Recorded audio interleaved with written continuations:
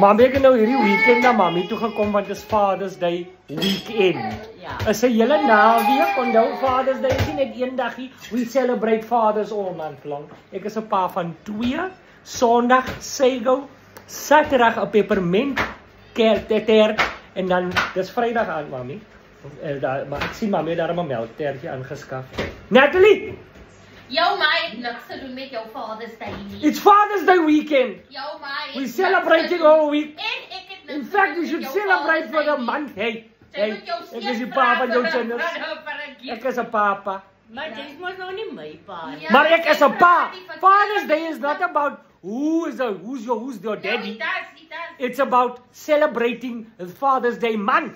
Ja. Elke dag is 'n Jou celebration children vir 'n must papa. celebrate you. Ja, jou pa. En ek wil niks van daai mense hier onder hê. I know it. Who people are going to say, "Ooh, you know some mothers have yeah, we know. But it's Father's Day month." Jy het mos 'n pa, sê.